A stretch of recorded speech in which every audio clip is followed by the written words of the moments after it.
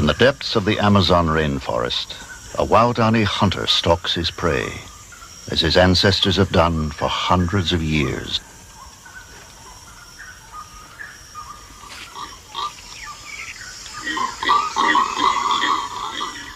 His blowgun poised, a quiver of poisoned darts close at hand, he gazes into the densely interwoven layer of branches that forms the canopy.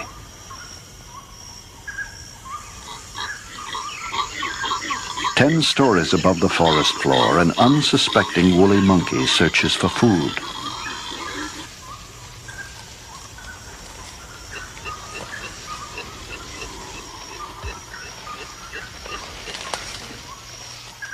The hunter quickly prepares a poisoned dart while carefully watching his prey above.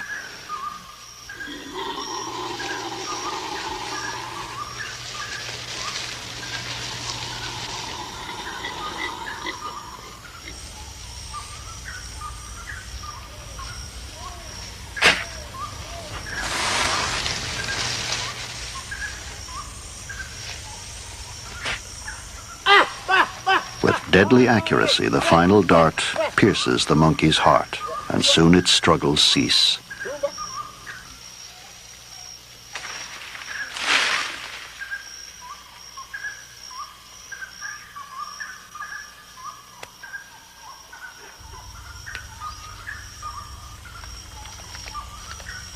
Armed with primitive weapons, the Waodani hunter relies on extraordinary skill and cunning to harvest the bounty of the forest. His knowledge of the jungle and its creatures is legendary.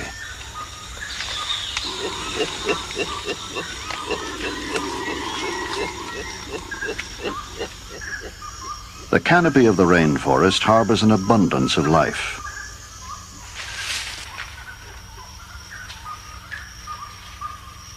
The squirrel monkey enjoys a succulent leaf, while the marmoset attentively grooms its mate.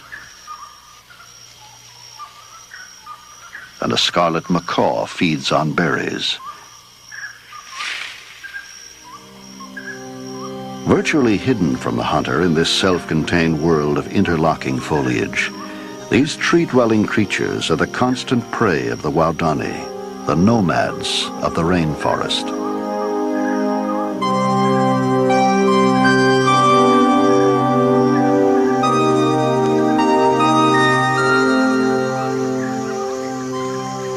Long considered to be one of the most fierce and hostile tribes in the Amazon, the Waodani have lived in almost total isolation for centuries. The secrets of the Waodani's beliefs, traditions, and nomadic existence have, until recently, remained a mystery to the outside world.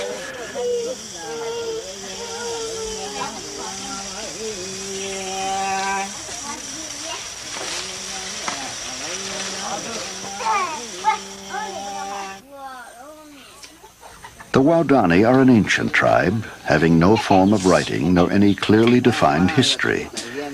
In their society, there are no leaders, no chiefs. Men and women's roles are considered equal.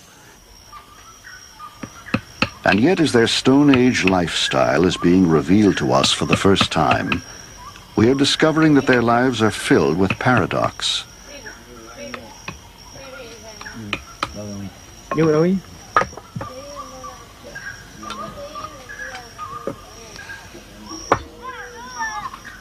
Taught to function effectively as individuals, they demonstrate an extraordinary sense of cooperation.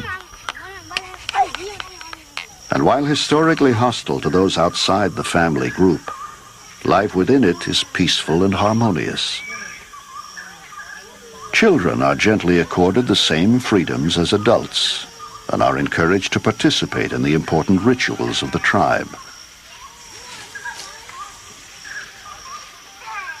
As one of the few remaining Stone Age cultures in the world, the Waodani represent a unique living link to our distant past.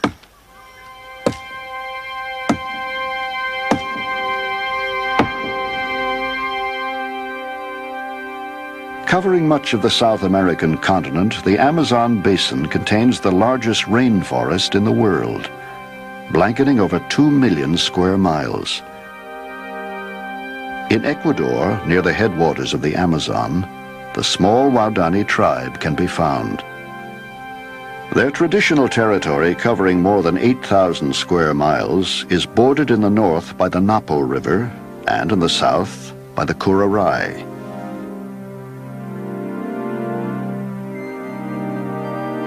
For centuries, the Waodani have fiercely defended their hunting grounds from the Quichua and the Saparoan tribes of the surrounding jungles. And they were hostile to any attempts at intrusion from the outside world. They were referred to by all who knew them as Aucas, or savages.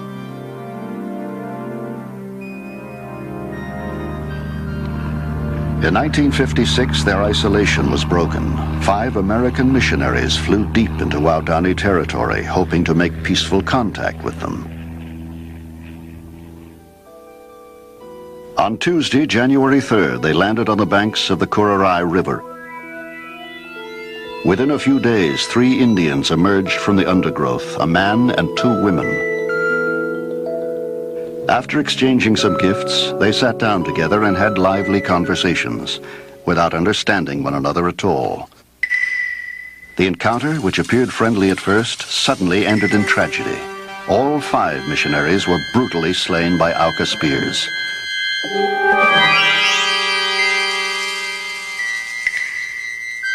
Their camera, recovered from the scene, recorded the last pictures taken before the missionaries' deaths.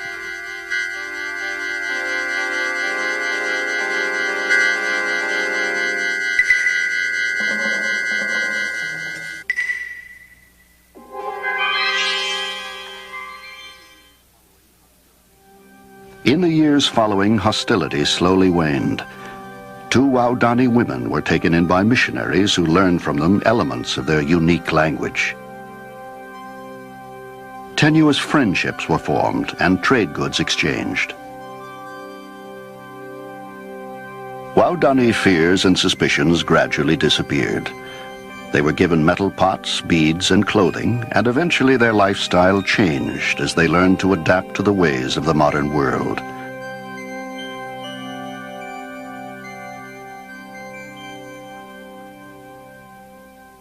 By the late 1960s, most of the 500 Waodani were moved to a small tribal settlement in the jungle, established for them by the government as a protectorate.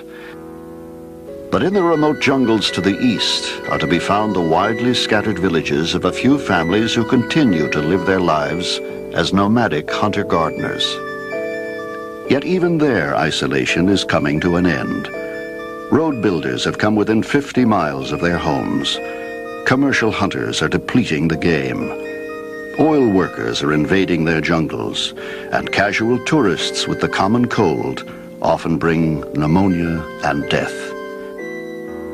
Explorer Grant Berman, realizing that the Waodani Stone Age lifestyle would soon vanish, organized and led an expedition to film their ancient culture before it disappeared. Dr. Robert Carneiro, a renowned authority on Amazonia, collaborated with the expedition in the collection of artifacts and film for the American Museum of Natural History. Dr. James Yost, anthropologist from the Summer Institute of Linguistics, has lived with his family amongst the Waodani for the last 10 years. As the world's foremost authority on their culture, he guided the expedition into the remote jungles, where the isolated groups can still be found. Flying over the vast, unbroken rainforest beyond the foothills of the Andes, the expedition searched for signs of the widely scattered Waodani settlements. Finally, they spotted a tiny clearing, a small jungle garden, the temporary village of Awancado, where one nomadic family lives in a single thatched hut.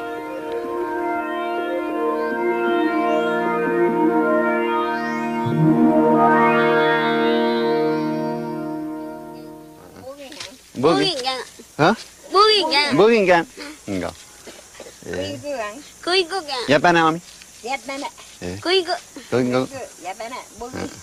The Waodani are linguistically unique.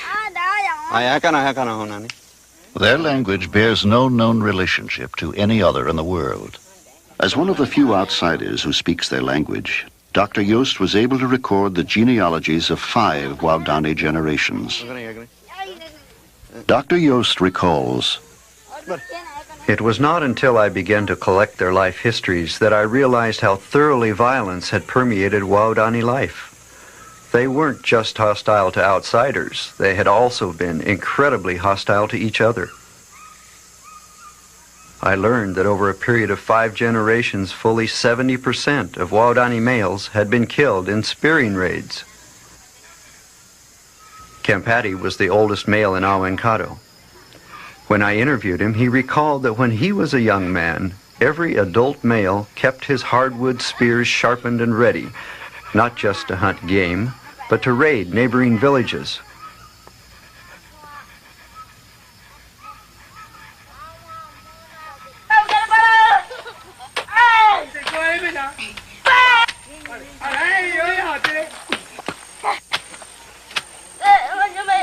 At an early age, boys were encouraged to be aggressive and to play spearing games with termite nests.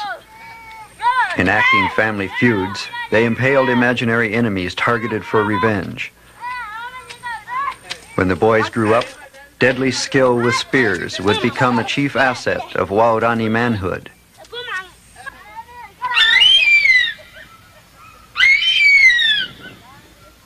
A fierce pet harpy eagle was often tethered nearby. With its acute hearing, it served as a sentry and would scream a warning at the stealthy approach of enemies.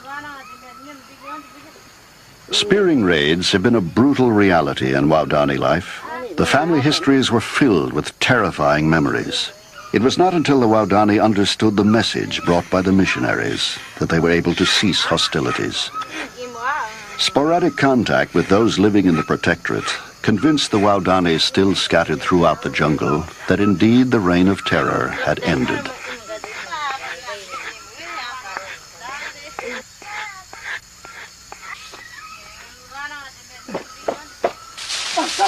Today, the era of revenge killings is over, and the Waodani use their spears to hunt uda, peccary, the elusive wild boar of the forest.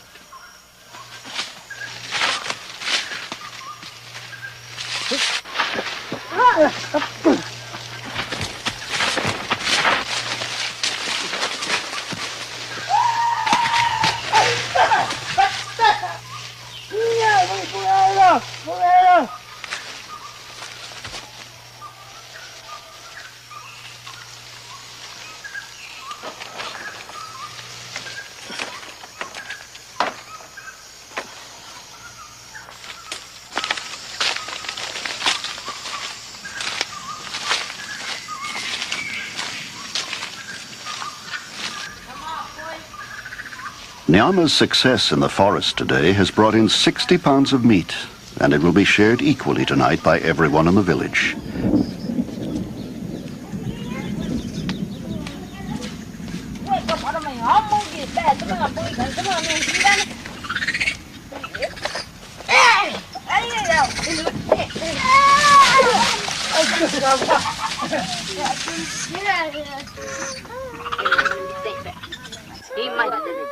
The four related families, each with a cooking fire in the corner of the hut, live in close harmony.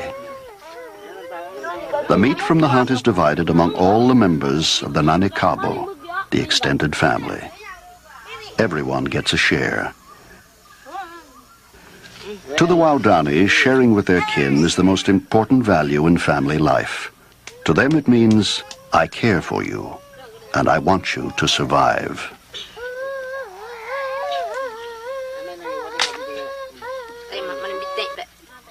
Waodani men enjoy no special status in the family. There is no family hierarchy.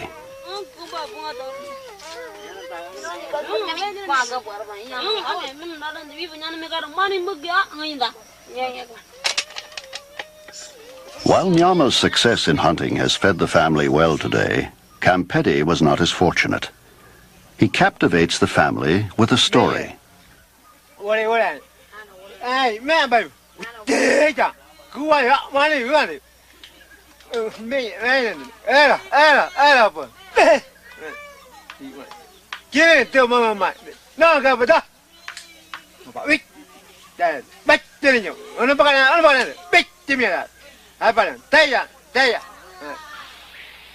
To the Waodani, Minyi, the jaguar, is the most powerful and respected jungle predator.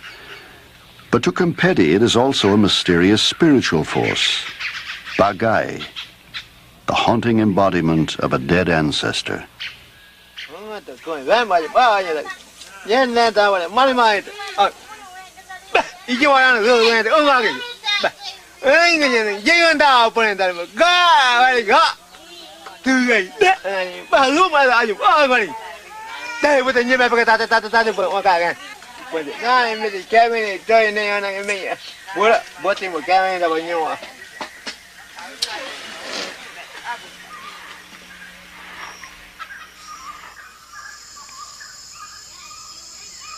As dusk approaches, families gather together in front of the thatched longhouse to groom each other, removing jungle insects acquired during the day's activities.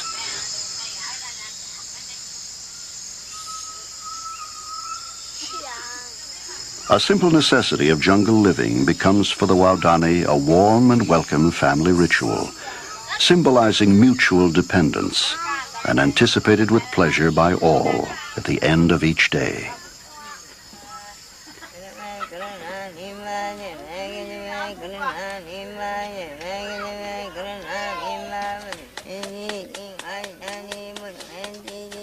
As darkness slowly envelops the surrounding forest and the sounds of the jungle come alive, small fires crackle into the night. Weka reflects on the adventures of her day, while Minyemu repeats an ancient chant. Her songs inspire hope for a fruitful harvest.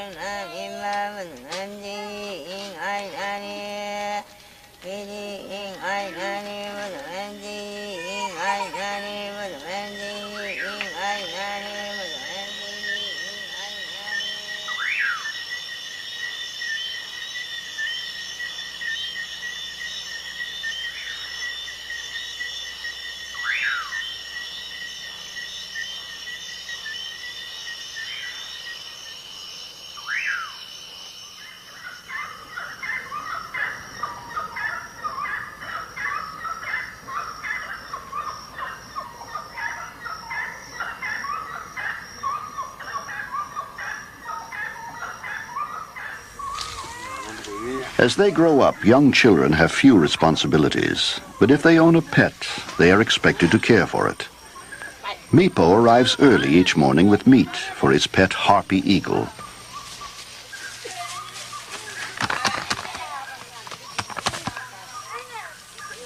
The voracious harpy keeps Mipo busy. It is he who must hunt for the eagle's food.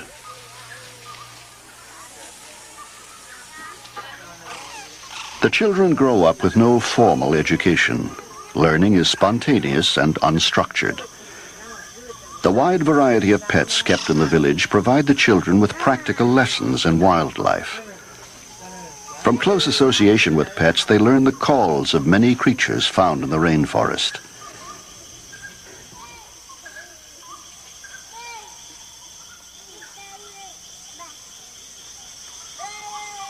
The children's senses will become so acute that eventually they will be able to detect some species from the smell of urine dripping on the leaves up to 40 feet away in the jungle.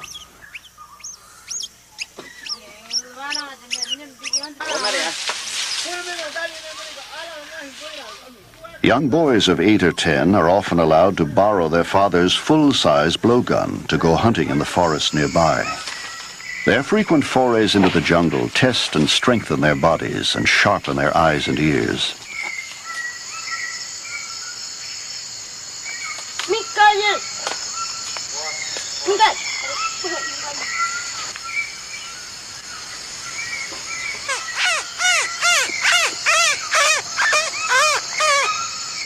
Mipo imitates an ant wren with the hope of luring it close enough for a shot.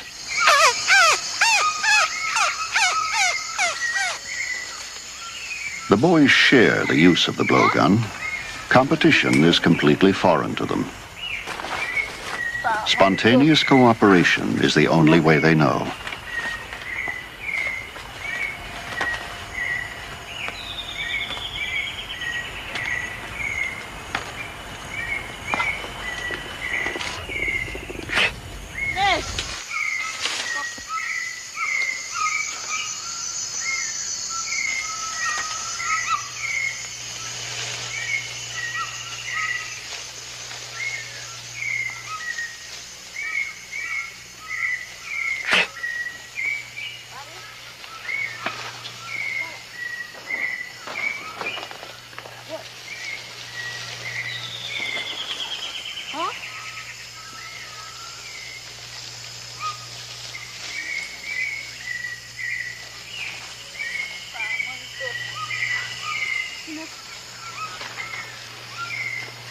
For Awa and Mipo, hunting is a joyful preparation for the serious responsibilities of manhood.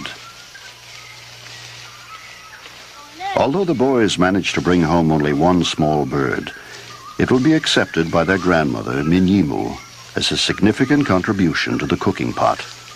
It is a symbol of their willingness to share.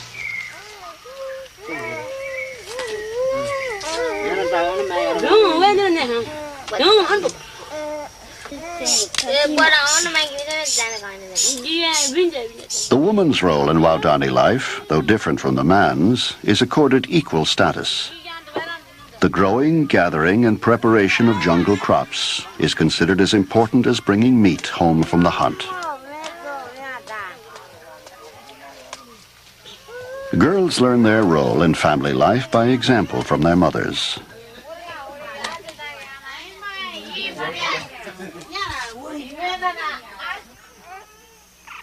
Like all young girls, Weka learns the utilitarian crafts of home life informally, from watching and helping older women.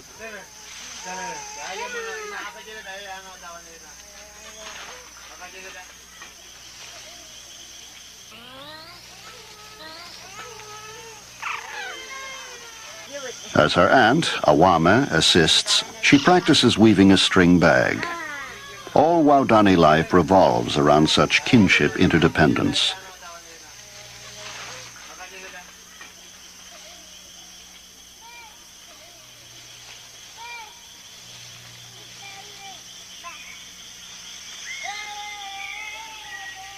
From the dried fronds of the chambira, Kempeti's sister Mima separates broad strips of fiber to be made into string.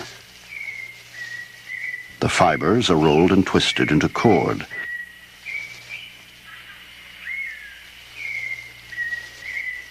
Kuwani will need nearly a mile of string to make an intricately woven hammock for her son. For the nomadic Waodani, such simple possessions are essential. They are light, compact, and easily transported as the family frequently moves off to a new home in the jungle. While living with the Waodani, anthropologist Dr. Joost learned that despite their almost total isolation, some useful implements have found their way into the village. Dr. Joost recalls, Whenever I could, I recorded the older Waodani's childhood memories. Kempeti could remember the days of his youth not so long ago when his people used stone axes.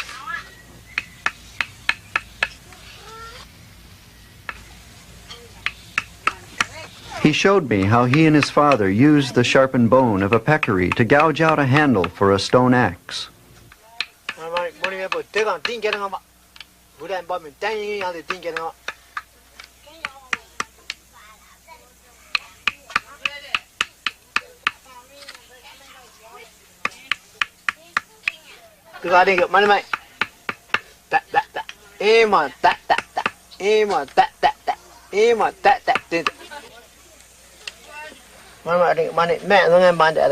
The Waodani made handles for stone axes, but they did not fashion stone blades. These they found on the jungle floor, left behind by other cultures. When they found stone axes in the jungle, the Waodani did not even associate them with man, but believed them to have been made by Wangongi, the creator.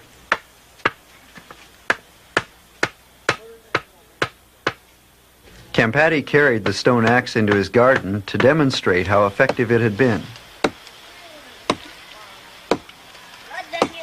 Using deliberate, evenly paced strokes, he patiently chopped for almost an hour to cut down one small tree. Felling the forest giants must have been incredibly strenuous work with these meager tools. And yet, the Waodani have no word for work. To Kempeti, it is just hawengi, hawengi, hawengi, chopping, chopping, chopping.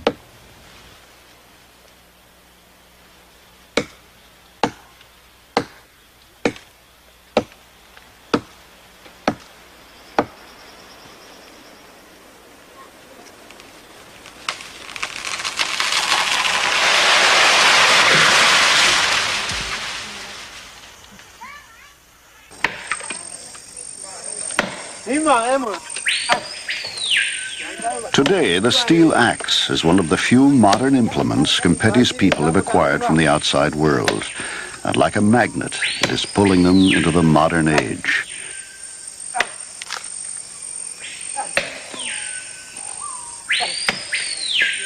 While men chop trees, it is the women who understand the complicated task of gardening.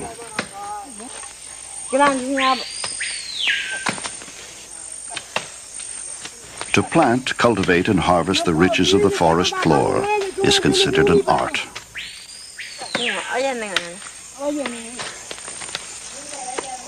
When asked if men ever do gardening, Mima laughed.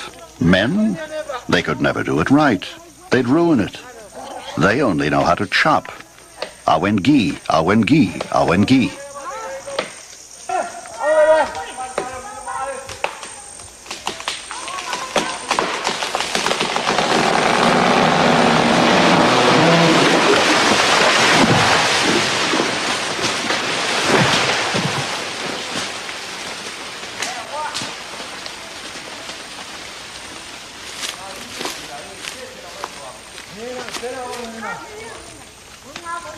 The basic crop of the Waodani garden is manioc, a starchy jungle root. It is part of almost every meal. As the manioc slowly matures, other plants are intercropped in the garden. Peanuts, corn, plantains, sweet potatoes, and yam beans. Thus the Waodani managed to extract a wide variety of crops from a single garden, with a harvest of manioc as their favorite reward.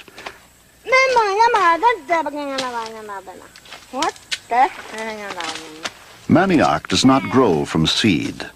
So, as the women harvest the tubers, they also gather the stalks for later planting.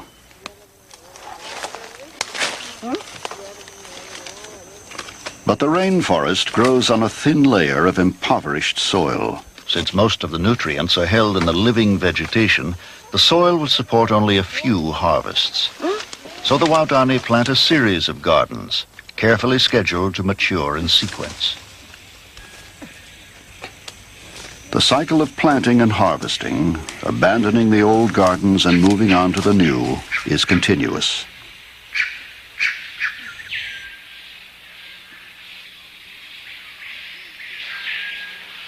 At Duitumi, a day's journey from Awankado, Campetti's family are planting the garden of their future jungle home.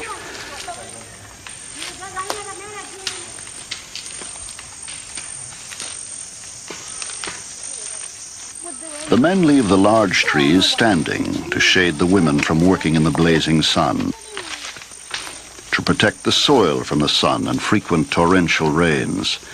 The leaf litter is left undisturbed. When the planting is completed, the last trees are felled.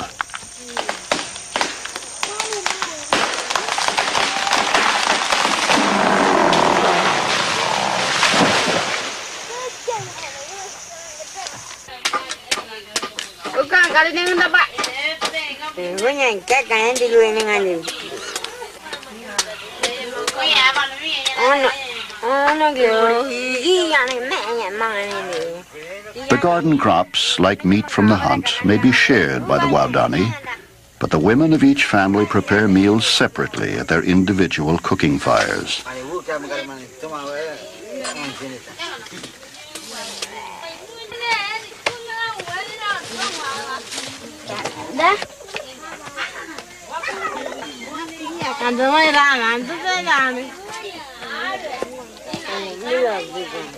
The jungle supports them well.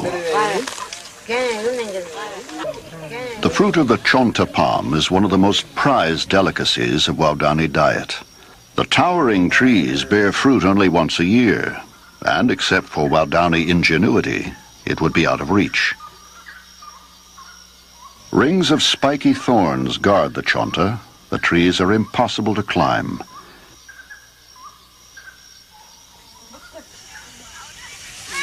In order to get at the fruit, Titikawa makes a climbing ring from twisted jungle vines and uses it as a brace to ascend a smooth bark cecropia tree growing amidst the thorny chonta. The conveniently located climbing tree did not grow beside the fruiting palms by chance. It was planted there by Titicaca years before.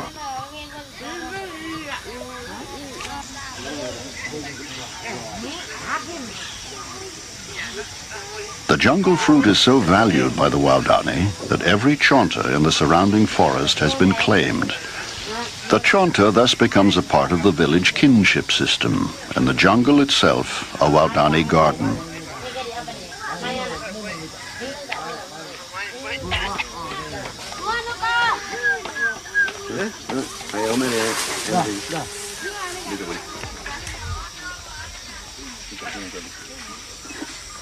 As he gathers fruit from his chonta palm, Titicaca proudly claims ownership.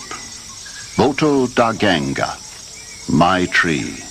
But its fruit will be shared with the entire village in the traditional Waodani way.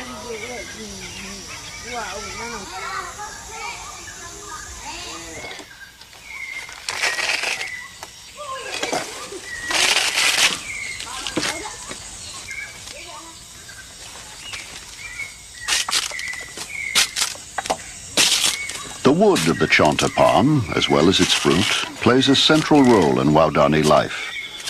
The hard trunk is used to make the hunter's most prized possession, his blowgun. Competi starts by splitting off two matching sections of chonta palm. There are no specialists in Waodani society. Each individual is expected to make his own hunting weapons. When the tribe relied on stone implements, making a blowgun took more than 2 months to complete.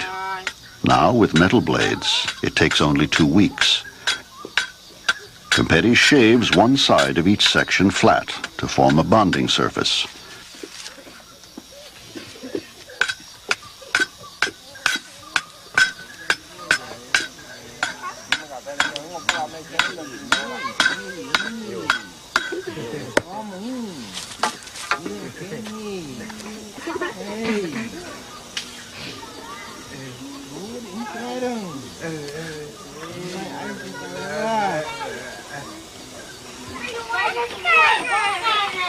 The chonta staves are softened by heating them carefully over a fire. Using the notch of a tree stump, Competi gently applies pressure to straighten the warm and supple wood.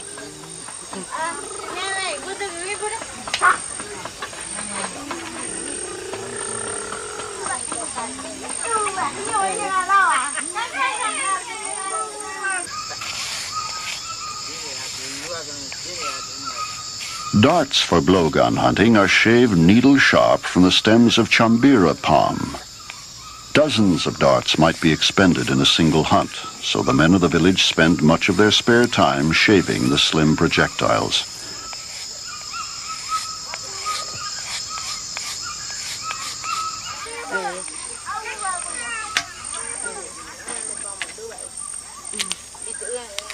The twin halves of the blowgun are each grooved separately with a broken machete blade. Competi cuts patiently, aligning a narrow groove by eye. Each groove must be perfectly straight and perfectly matched to its mate.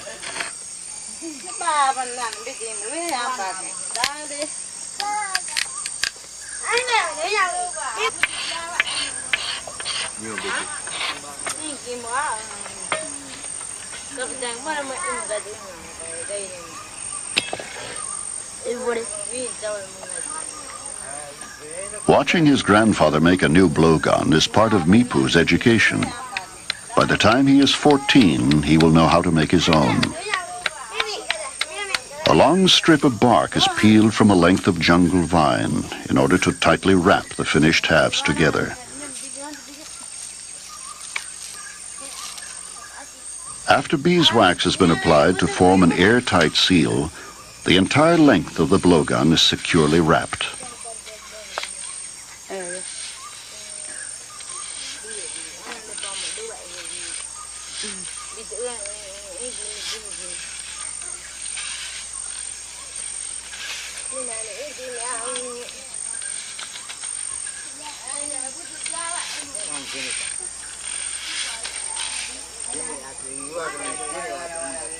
Using water as a lubricant and ever finer grades of sand and clay as an abrasive, Campetti reams the bore of his blowgun and polishes it to a fine sheen. His attention to detail is meticulous. After a full week of polishing, the bore will be as smooth as that of a fine shotgun. Unlike other Amazon tribes that have developed snares and traps of many kinds, the Waodani relies solely on spears and the blowgun to harvest the bounty of the forest.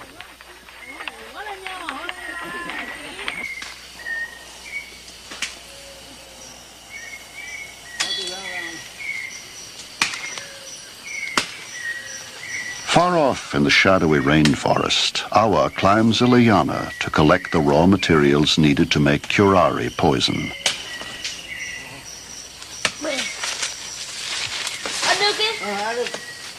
His uncle, Titikawa, spotted this special vine a month ago while on a hunt.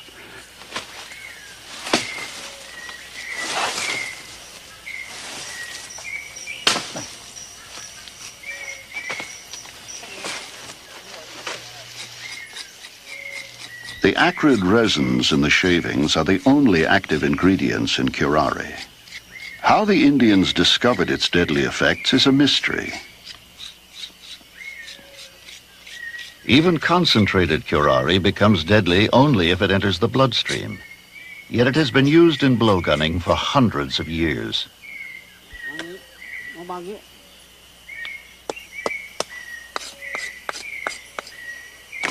Titikawa says the Waodani have used it kui, forever.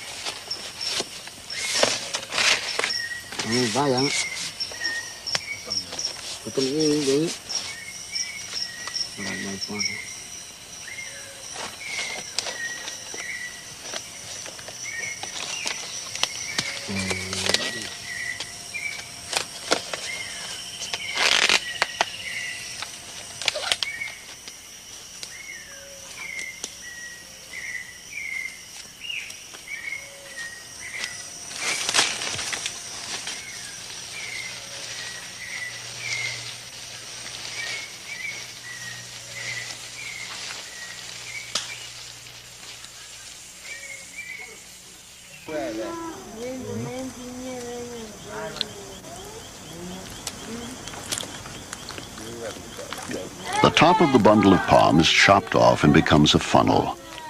When water is poured through the shavings, it leaches out the resins, and the funnel becomes a poison percolator.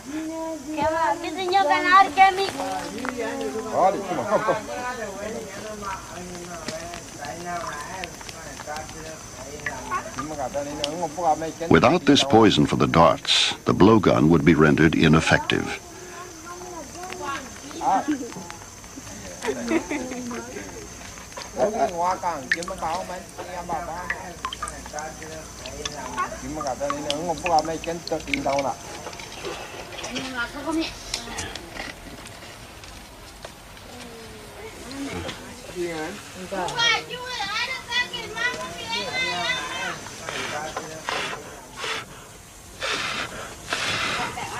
The liquid is then heated to a boil, thickened, and concentrated. The sticky black lacquer is spread on a fragile clay pot that has been used to cook monkey meat. The Waodani believe that darts treated in this way will better seek out their prey.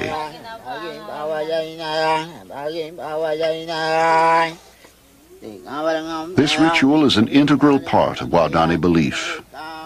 Titikawa hopes to enhance the poison's strength by singing a hunting song.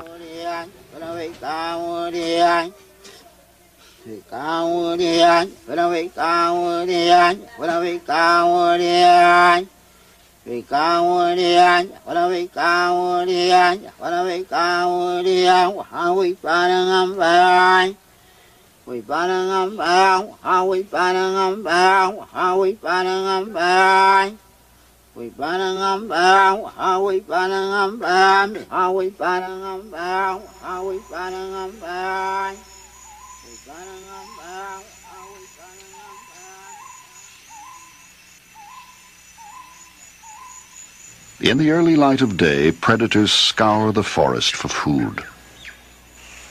A harpy eagle, clutching a woolly monkey in its talons, skims over the towering trees of the rainforest as it wings its way back to its nest.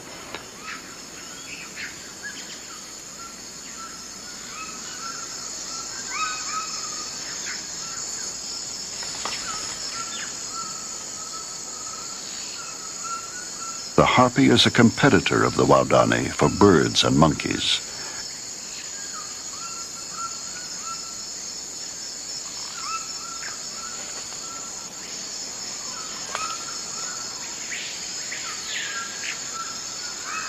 Like the Waodani, the harpy requires vast hunting grounds to survive.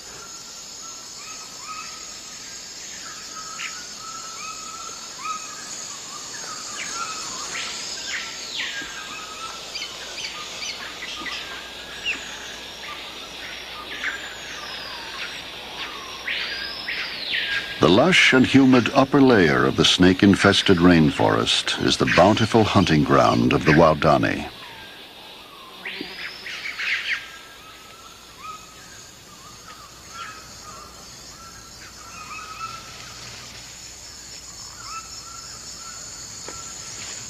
Far from the village, Kempeti stalks silently through the dense undergrowth, peering into the canopy far above in search of monkeys. Although the jungle abounds with creatures, they are almost always hidden from view.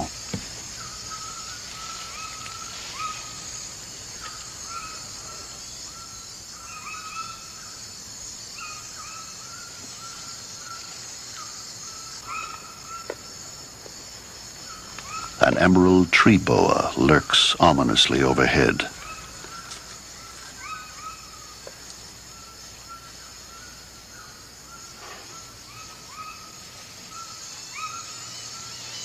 His blowgun at the ready, Kempeti pauses to imitate a bird.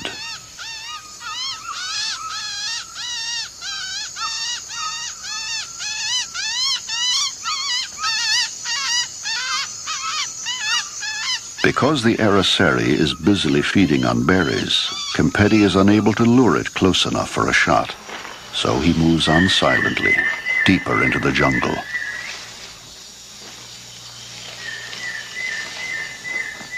Disturbed by a movement, a deadly coral snake emerges from underneath the leaf litter to investigate.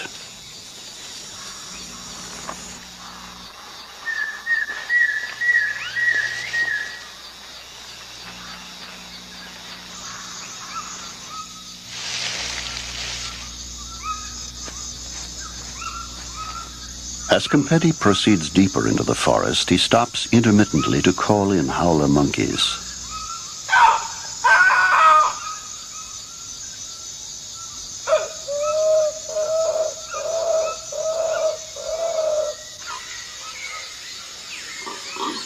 From high in the canopy comes a reply.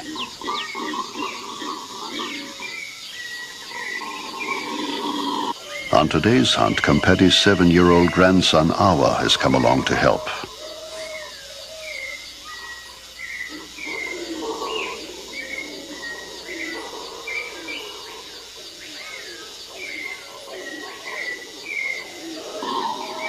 In the canopy, almost 120 feet